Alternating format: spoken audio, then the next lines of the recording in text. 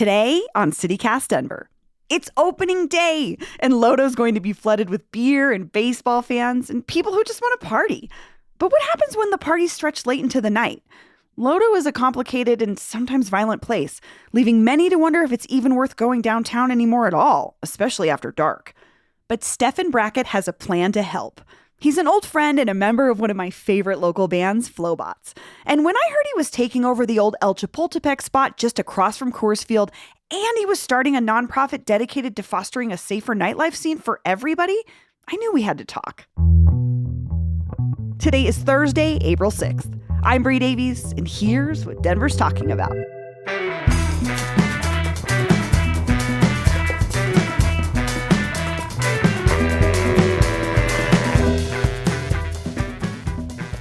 Stefan Brackett, welcome to CityCast Denver. I am so excited to be here.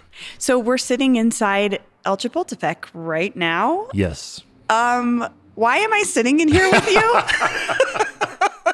I mean, I'm not complaining. Yeah. We've known each other for a million years. A very long time. We know the music scene really well. Yeah. We're in a place that people would know for music, but I have to tell you, it does not look like El Chapultepec right now. It does not look like El Chapultepec. And I think that has a lot to do with the fact that El Chapultepec did legitimately die during quarantine. Yeah. The family that had been running it decided that they were tired of dealing with all the things that go with it. And then I wanted to just let it go at that point in time. And so I, with a bunch of other people in this city, with thousands of people, probably tens of thousands of people in the world, mourned the loss of something that I think kind of identified what Denver is at its best. Mm-hmm. And the reason that we're here now is that through a bunch of amazing twists and turns, the nonprofit that I'm working with has the lease to what the PEC was for the next year. And we have a lot of things that we want to do with it. But one of the things we want to be able to do is make the argument for places like the PEC and like kind of in some ways tell the story of what we are losing and losing places like the PEC and how we can't afford, almost from a music ecosystem perspective, as a culture ecosystem perspective, to lose any more places like this. So sort of preventative measures. Preventative measures, and then also saying like, how do we build other ones? Okay. But tell me again, so tell me about your nonprofit you mentioned that's got a lease on this space for the next year. Mm-hmm. What is it called? What are you all doing with it? Okay, well, since you've known me forever, I am a Denver kid who feels as though this city's really invested in me over the 44 years that I've been here. And it's my duty and responsibility to pay that forward. So my band Flowbots created the organization that's now Youth on Record. And now I'm at this phase where I'm like, okay, well, what next? Yeah, so for folks that don't know, Youth on Record brings teaching artists into schools to teach kids music, but also the history of music and activism and how to write, and brings them into the studio at Youth on Record and teaches them how to use a soundboard. And I mean, so many other things, but that came from you and some of your bandmates at Flowbots. Yes. With Flowbots. And so now you're in another phase of, you're starting another nonprofit. I'm starting another nonprofit. I don't know what I'm doing, but it's just, It's made me a student of the pipeline. And so I'm like, okay, well, where are we releasing these kids to? What is the playground that's in this city? What are the opportunities here? And having been here long enough, I just see that this is kind of becoming a sundown town for teenagers. Would you explain that a little bit for someone who doesn't know absolutely. The term? So sundown towns were something that you'd find a lot of times, especially in the Jim Crow South, but you'd find them in other cities throughout America, where it was fine for Black people to be around, but after sundown, there were no protections for you. It was fair game. It was borderline the purge for Black people in the streets after sundown. So like no kind of protections, nothing there for you. And so what I'm saying in the same way is that for young people to be in downtown Denver, it's a place where they're not welcome.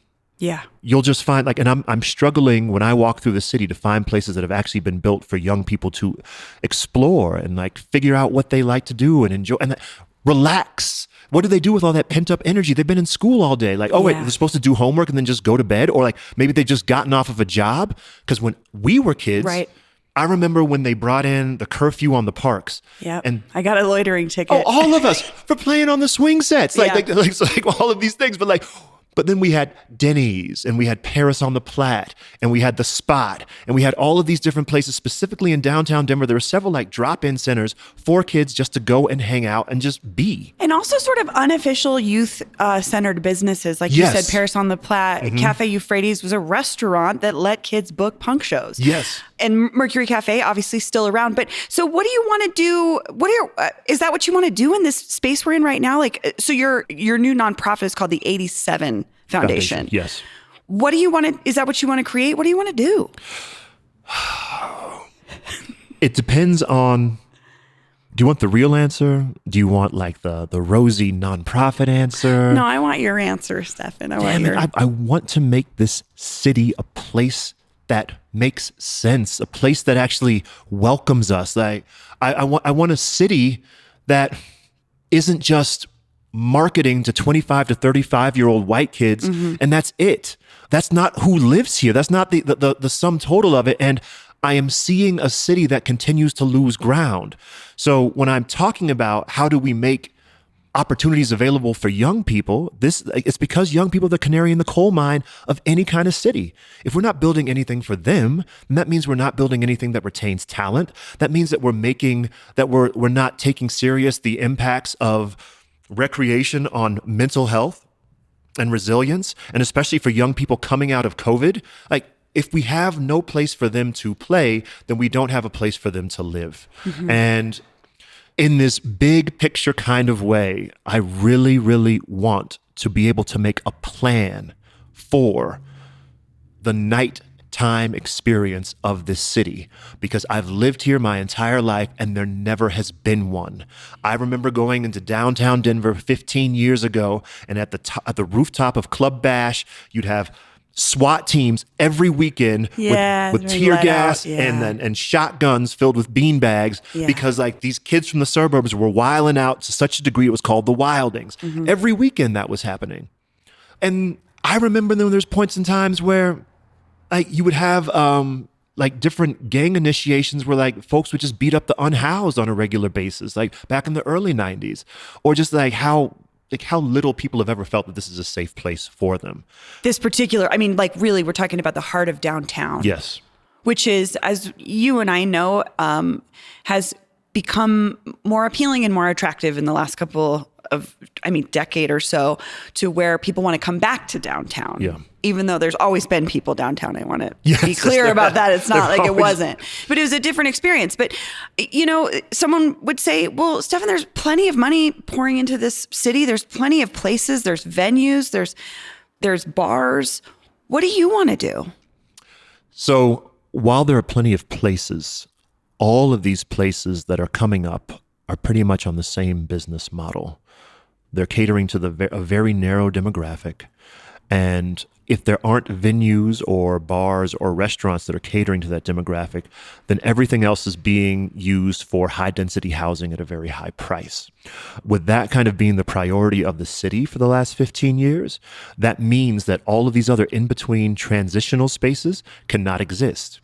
Now, when we start looking at the data behind city planning and all of these things, any other country that you go to, when you go to like some city center, some event place, it will be multi-use.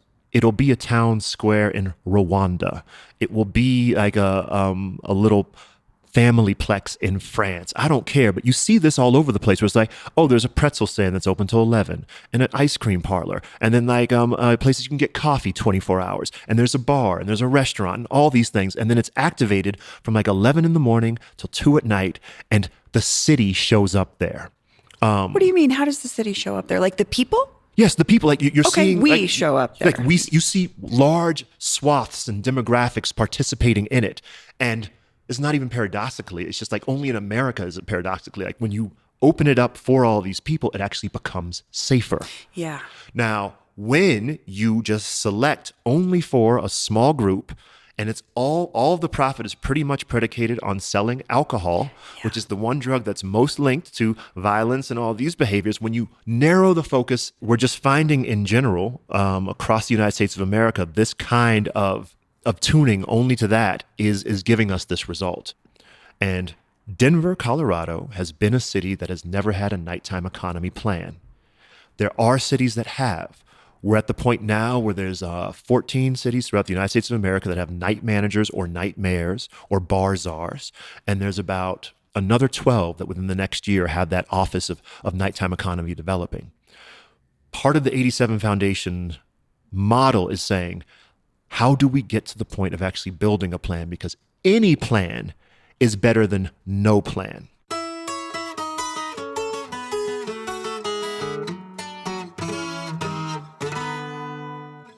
So let's go back just a little bit for someone who's like, what is a nighttime economy? Does that just mean businesses open at night? Pretty much. Anything that's pretty much operating and making money after 5 p.m. The real challenge of nighttime economy and why it's such an important framing is that during nighttime economy, there's also 1/5 of the services to support it. So daytime economy will have all of these other things operating at the same time. Nighttime economy, it's 1/5. So that comes from like transportation to, yes, police, to anything.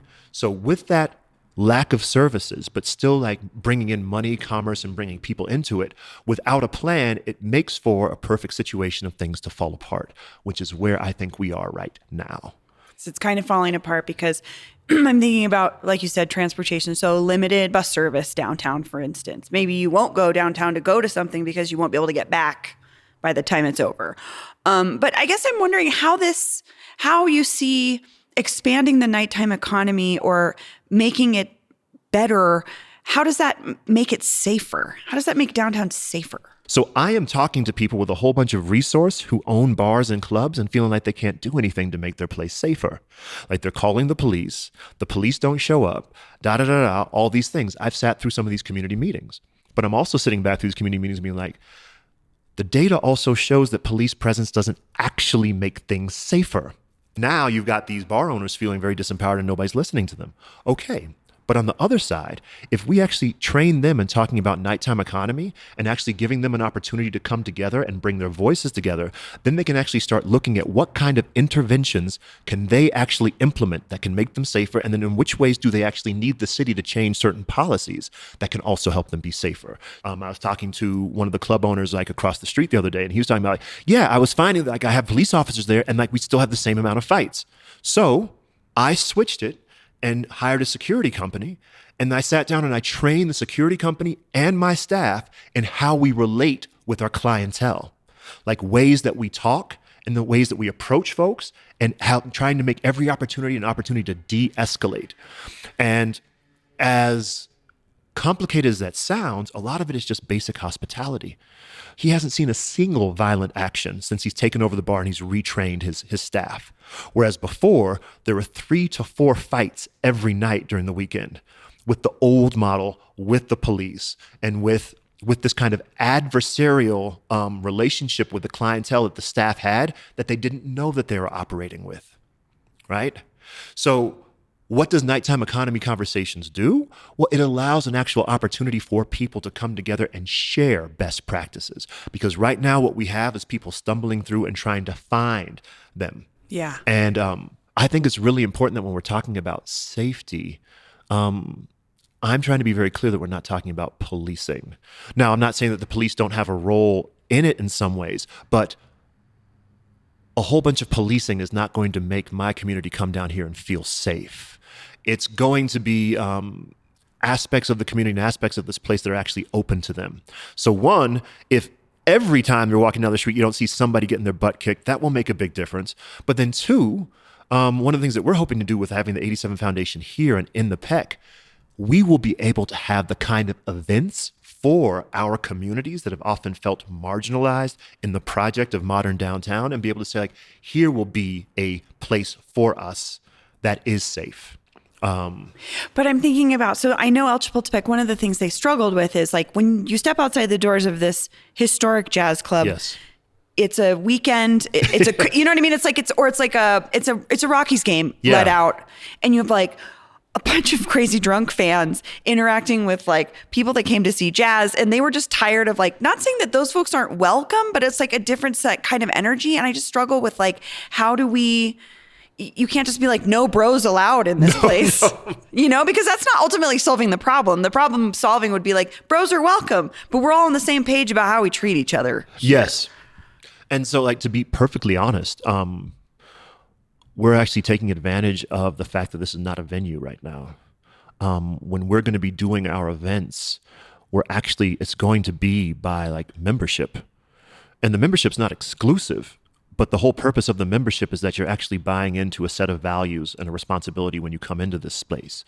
And so once we get our membership platform up, like let's say I send you a membership thing, and that means you get to invite 2 other people, right? But you are also responsible for those 2 people. And if they end up acting the fool, I will talk to you about those 2 people, and we will have a conversation about, can they come back to the space? We have to kind of demonstrate what we're looking for and also understand the water that we're swimming in. We're not going to have an event here the same night as a Rockies game. Sure. Yes, we'd love to see certain things like change, but we're also not going to be unrealistic about what that means. Stephen Brackett, thank you so much. Thank you.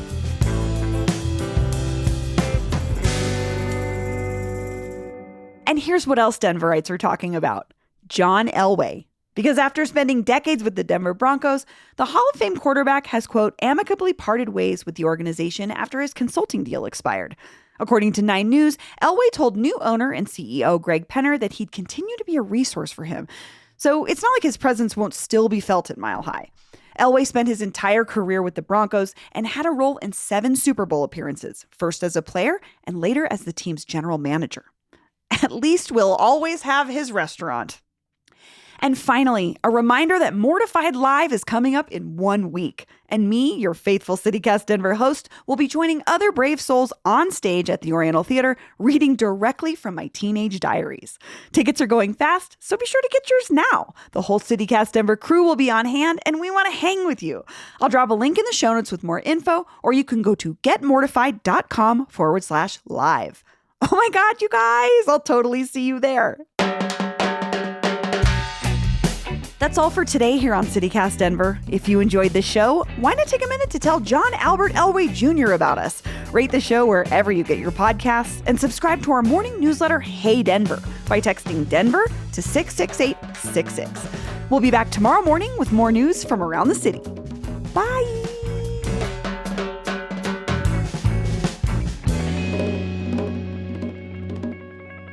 I was like, this is how I talk all the time and how I talked in high school. I hope that translates.